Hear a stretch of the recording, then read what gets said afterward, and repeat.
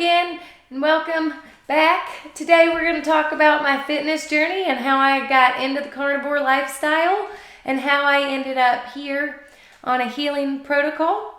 But I just wanted to lay out a disclaimer at first. I am not a doctor.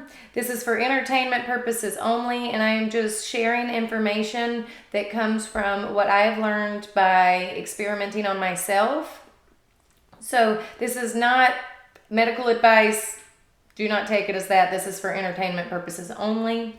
But I feel like the best way to get introduced is just to start. So we're going to start from the beginning, and I'm just going to tell you a little bit about myself and how I ended up here. But if you missed my first video, my name is Carrie. I am 28, and I have been dealing with gallbladder issues since I was about 19. So that's going on 10 years.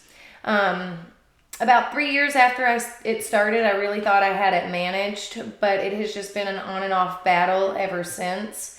And I'm hoping that by going carnivore, I will actually be able to heal some of those gastrointestinal issues that have been causing the gallbladder issues. Let's start at the very beginning.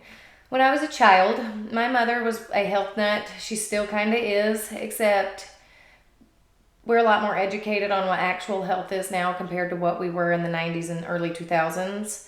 So she did the best that she could with the kind of knowledge that we had, and it was, I would say, better than 80% of the people at the time, 90% of the people at the time. My parents packed my lunch from the time I was in kindergarten till the time I graduated high school. I only ate school lunch on occasion. My mom always packed things and cooked dinners, lunches, breakfast, eggs, meats, fresh fruits and vegetables. We had treats here and there, but it was not a staple in our house. She didn't keep candy. She didn't keep snack cakes. She didn't keep soda. None of that was ever kept in our house. Those were literal treats that we got sometimes around the year. Now my grandparents' house was a completely different story. They had all the treats that you can think of. So I used to get quite spoiled when I went over there. But when I was at home, it was water, juice, tea. You could have fresh fruits and vegetables as a snack, chips and salsa as a snack, popcorn as a snack. That's kind of what we did, where like my friends had little Debbie cakes, popsicles, Hot Pockets, things like that for like snacks. So basically my entire childhood, up until about the time I was 13, 14 years old, I ate relatively well for the knowledge that we had at the time. When I would say like 12, 13, maybe even 11, I started playing travel volleyball, and I also played volleyball at school. And if you have ever played a travel team sport, you know how intense the schedule is.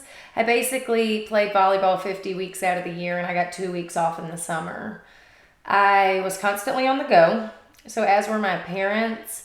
And at one point when I was in middle school, I was actually playing softball and volleyball at the same time during the same season. So I would go to school, and then I would have softball practice, and then my dad would pick me up, and we would have to drive about 30 minutes to go to volleyball practice 2 or 3 times a week.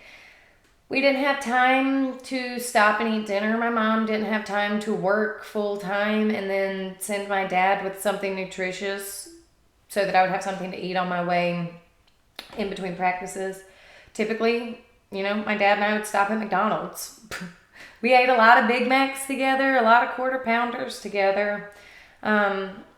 Just because it was quick, it was cheap, and it was on the way. But I think this is where the three of us really started to go downhill in our nutrition, and all of us started to gain some weight because I traveled volleyball seriously, which meant I was up and down the East Coast and through the Midwest a lot. I mean, every single weekend we were somewhere different. And we just didn't have the education about packing your own food. So we spent a lot of time in hotels, and we spent a lot of time eating out of mini fridges, and we spent a lot of time at restaurants. but we were doing the best that we could for the time. But then, that kind of continued on as I got out of high school. So then I graduated from high school and went to college. And then, you know how college is. You have mom and dad aren't cooking you anything then. And I did have a meal plan at the school that I was in, but that meal plan consisted of cafeteria food. And the cafeteria food at college still was not great. It was a lot of refined carbs, refined sugars, not a lot of fresh fruit and vegetables to choose from. You could get a banana or an apple by the cereal bar. They also had a salad bar, but it was very limited. A lot of the times it was pasta and pizza and cereal and heavy things like that I was eating, on top of also eating fast food while I was there. And I think this is kind of where it started, where I kind of started having a binge eating disorder. And I'm going to get into that in a different video. But I got really addicted to fast food and refined carbs and sugar, because for the first time in my life, it was completely available to me all the time. I had nobody telling me, no, don't buy that. No, you've had too much sugar. You're going to ruin your dinner. You haven't eaten any real food today. You haven't drank any water today. Those were not things that I kept up with or told myself when I was in college. One, because I did not equate any kind of health and food together. Like, I knew that there was healthy food and there was not so healthy food, but I just never made the correlation as to what made it unhealthy. So then when I got out of college, I moved in with my boyfriend at the time, who also didn't take care of himself, and he ate like trash. So, I mean, when you are in a relationship with somebody, your habits are usually pretty similar. At one point during that relationship, we never ate at home. I was eating McDonald's fast food at least 3-4 times a day. So I gained a significant amount of weight. I stand about 5'4.5", and at my heaviest when I got out of that relationship, I was 198 pounds. About a year before that relationship ended is when I started having gallbladder problems really severely. But I didn't know that that's what it was. Originally, I just really thought I was dying. There became a point where I guess my gallbladder was so inflamed and I didn't know that that's what was happening. It didn't matter what I put in my mouth. It didn't matter what I put in my mouth. It could have been fried food. It could have been a banana. It could have been a piece of lettuce. I would instantly have a gallbladder attack. And I hope that nobody out there has ever had to experience this kind of pain. But if you have, you'll understand the pain that I'm talking about, like the Vulcan death grip in your shoulders, doubled over where you almost can't breathe. I would just wake up in the middle of the night hysterically crying. Nothing would help. Like, I would lay in like scalding water in the bathtub upside down, because having hot water on my chest and torso was the only thing that could make it feel even slightly better. And even then, I was still in excruciating pain. This went on for about 1.5 years. I went to every doctor you could think of around town. I went to urgent cares. I went to my physician. I even went and got labs done through an independent lab. Everything was like, oh, you're fine. There's nothing wrong with you. It must be heartburn. So I had an urgent care doctor prescribe me, I think it was Zantac. It's like a heartburn medication. I took 2 of them and it gave me a gallbladder attack. Felt like I was dying, so needless to say, I didn't take any more of them, because obviously it wasn't heartburn, and I've never had heartburn issues before in my life.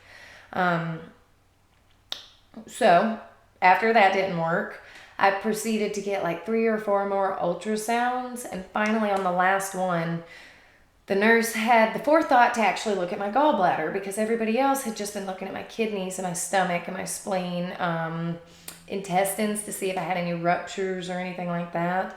Finally, she looked at my gallbladder and she said that you are completely riddled with gallstones and this is what's causing your problem. So that was really awesome. I felt so much relief because after about a year and a half, I finally knew what was wrong with me and I wasn't crazy and all my blood work wasn't coming back as fine. Well, I wasn't being told that everything was fine. So I did some research into the gallbladder and I learned about some cleanses. So that's what I did because personally I have always been more on the homeopathic side where I really want to avoid surgeries and medications and things until it's absolutely necessary. So I decided I wanted to try to heal my gallbladder on its own since I was only 19 at the time instead of getting it taken out and having to deal with the lifetime of medication and maintenance from not having a gallbladder. So after I got those results, I did several gallbladder cleanses and I thought I was going to be fine, but I changed nothing about my habits, didn't stop eating fast food. I ate greasy stuff all the time, every day in fact, all day, every day. That's all I ever ate was snacks. I mean, I would go to the gas station in the morning. I would go to the gas station on my way home from work. I'd have fast food for lunch, breakfast and dinner, and then maybe a midnight snack. I'd go out to, I don't know, cook out and get a milkshake, dip a large fry in it. But that's basically what I did. And so I thought, oh yeah, just because I did this cleanse, it's going to fix everything and I'm never going to have to do anything again to fix it. Boy, I was wrong. So that relationship ended. And so now that I was by myself, I really started looking at my habits, my eating habits, all of my habits. But I decided that I was really ready to lose some weight and change what I was doing. So I bought all sorts of programs.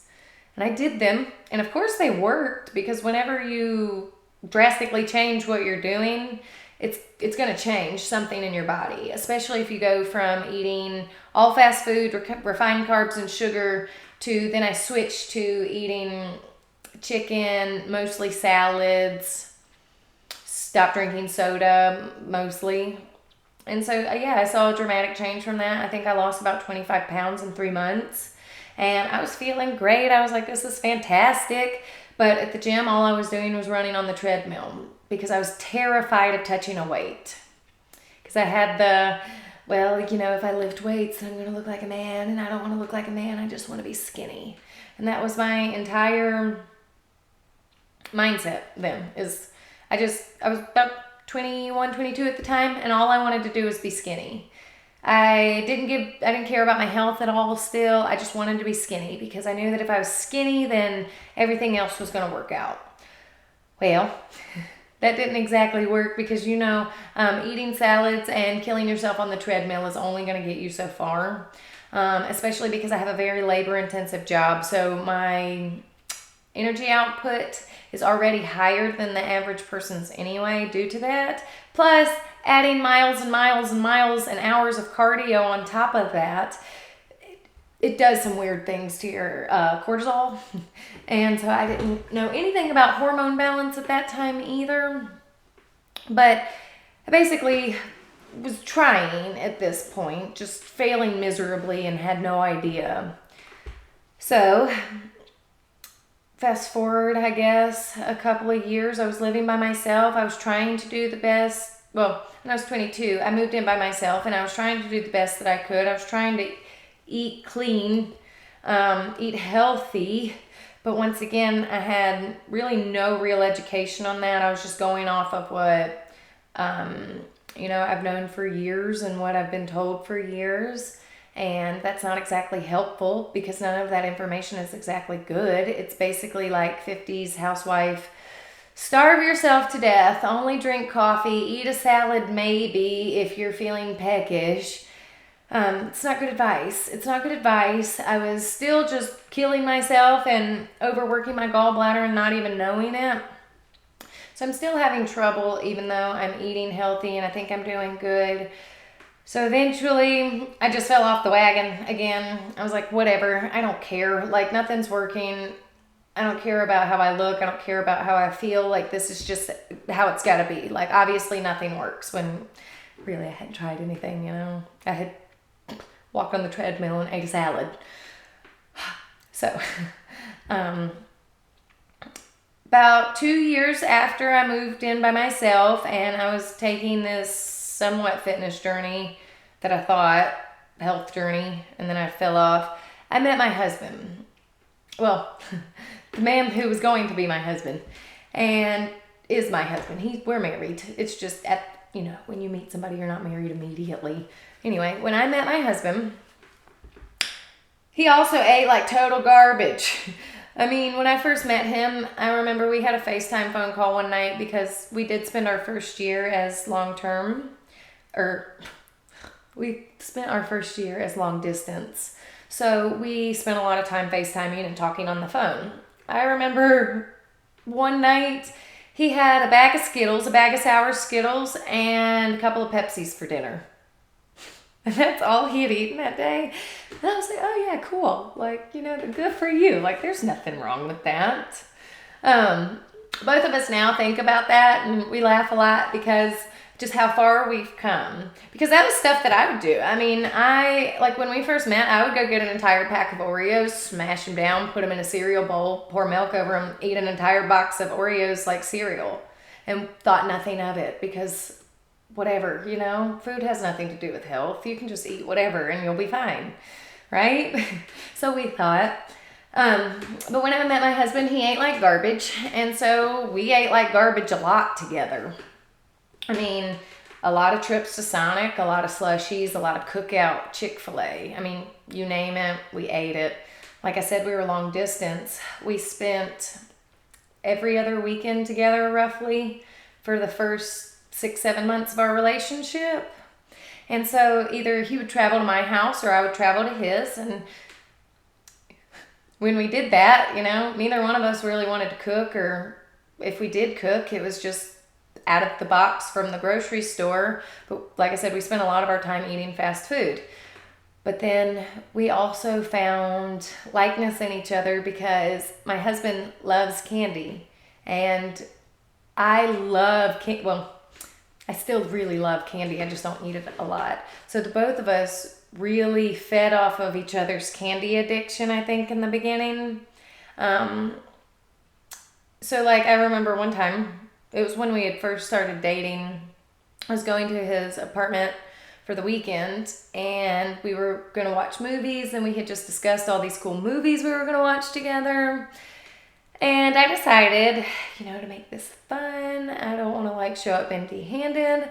So I went to the Dollar Tree where everything was just $1 then.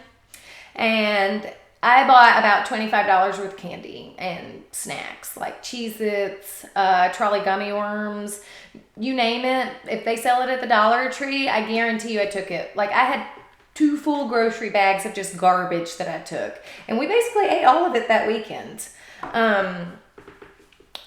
Terrible. But that's just kind of how our relationship was, and that's kind of how our relationship stayed. And so it was almost a year when he moved in. So he moved in just shy of us being together a year. He moved into my house. Nothing got better. We just ate a lot more garbage together in our house. We would make it at home, but it was still boxed food from the grocery store. Garbage, terrible. But like I said, we didn't know any better. But we got engaged in September of 2017, and we still just kind of enjoyed our engagement. But then I think it hit us about 6 months before we got married. We were looking at ourselves in the mirror, kind of looking at each other, and we got married in October of 2018, and the May of that year, we started this May 6th of 2018. That May, we both looked at each other and we were like, we don't want to be overweight. We don't want to look like we do in our wedding photos. Don't we want to do something about this? And don't we want to feel better when we get married? This is the only wedding we plan on having. We're not going to be marrying other people again. We better make it good. So that's what we did. We started into, like, we threw ourselves completely into the fitness world 100%. We started doing all the research that we could. We found people like Athlean X, Jeff Nippard, Abby Pollock. I watched a lot of YouTubers, and so did my husband, and we had a lot of crossover on the YouTubers and the information, and it was mind-blowing to us how different the information was from what we had grown up with, and how similar men and women need to train in order to achieve the same result. Really, the only thing that I have found in my research to be different between the building muscle and losing fat of men and women is your hormone profile. And we can get into that in a different video as well. But basically, we worked our booties off for that 6-month period, and I mean, we looked awesome for our pictures. Definitely didn't look as good as we do now, but everything takes a little bit of work, you know. And Rome wasn't built in a day, and your body won't be built overnight either, or 6 months or a year. Like, it takes time to build muscle, and it takes time to lose fat. But you have to be dedicated to it, and consistency is key. Consistency is key. That has been the biggest factor, is you just got to keep doing it. But ever since our wedding, it has just gotten progressively better. Like, we'll take breaks where maybe we'll eat a little bit of snack food here and there, whatever. But basically, we have stayed on the health train this entire time. We still work out 3 to 4 times a week, sometimes 5, depending on the week. But rest days are just as important as lift days. But after we got done with our wedding, I started focusing more in on my health, because I was noticing even though I was eating healthier and doing these things, I was still having a gallbladder attacks here and there. And sometimes it would be when we would cheat and eat fast food. Sometimes it wouldn't. Like, my mother and father have been on a cellular healing protocol and a wellness diet for a really long time. So they've been eating really good, organic, grass-fed, grass-finished, everything. I was at my parents' house one Sunday, and my mom had made lunch, and I wasn't going to be rude and just not eat the lunch. She made fall apart, melt in your mouth beef roast in the crock pot. Real fatty cut of beef, though. With some roasted vegetables, some butter. It was nothing crazy, nothing fried. There was no breading. But I remember eating that. And then I lived across the state at the time. And on my 3-hour drive home, I remember, excuse me, I remember getting a gallbladder attack and wondering how in the world this could be happening when I didn't eat refined oils. I didn't eat rancid oils. I didn't eat anything fried. It was good fat, and it was killing me. So this is where I really started to figure out that, like, I wasn't healed. I still had some issues, and I needed to keep doing some work to actually figure out what was happening. So even though my gallbladder, or even though I was eating really good fat, and that was a very, like, healthy fat, if your gallbladder is that dysfunctional or is that jammed up with stones and sludge still, even the good fat can make you hurt. And I learned that the hard way. So I wanted the good fat to not make me hurt anymore. So that's how I kind of got into the carnivore. Me and my husband have been married for 3 years now. And so this has been a 3-year journey. The first introduction I really had to, like, the carnivore way of life was about 2 years ago. And it wasn't called carnivore originally, like, and I know it's not carnivore, but I got my introduction on the snake diet. And I found the snake diet after I started intermittent fasting. And so I found that I felt better when I was intermittent fasting, and I put that together that I only felt better because I was eating less. Like, I didn't have as much for my system to process, so I felt better. But after I started intermittent fasting, I liked what I was seeing, and I wanted to kind of take it a step further and just see if I could lose more weight. And so that's when I started really heavy into the OMAD snake diet. And that's what I did for a really long time. I mean about a year. And then last year, the end of September, beginning of September 2020. I just kind of fell off the train again. Not completely. I just was not eating as well as I was. Like, I was eating a lot of refined carbs. Pasta, rice isn't exactly terrible for you, but at the amounts that I was eating it and what I was putting in it and the kinds of rice I was eating, not good for you. But I was eating a lot of refined carbs and sugar. I went back to drinking soda. I was just pumping a bunch of garbage into my body because, like, if you do it every now and again, it's okay, right? Well, if every now and again is every single weekend and every other day, no, that's not okay. So I had to kind of dial that back again, and I started feeling bad where every time I would eat something sugary or something fun, I would throw up all night. And I couldn't do that anymore. And I told my husband I was tired of whenever we wanted to step out of the box and do anything fun, I would just throw up constantly all night, and I would feel awful, and I constantly felt awful even though I was supposedly doing all the right things. And then I got into fasting. So I found out about true fasting. So between fasting and the snake diet, I got back into that. And then my sister started carnivore because she is celiac and has a fermentation issue in her stomach. I can ask her more about that, and we can get into that later as well in a different video. But basically, she was like, I feel great. You should just go all in, fully carnivore, and just see how it works. So that's where I'm at, because I've noticed I probably also have a hormone imbalance due to that, because it doesn't matter how much weight I lose. I always have a little bit of a visceral layer of fat on my belly, and that is where I really am uncomfortable, and not just for an aesthetic reason, but also for a health reason. Because my question was, why, if I keep doing all the right things, I stop doing cardio all the time, I lift weights, I eat really good, why do I still have a little bit of a belly all the time? So then I started doing research into hormones and hormone balancing and hormonal bellies, and I think that's where I am at. So I also think that I never fully healed my gallbladder, and I also have a little bit of leaky gut, and because of that, I think the leaky gut has exacerbated my gallbladder problem over time. And that's why I can't lose the hormonal belly no matter how much weight actually comes off or fat actually comes off.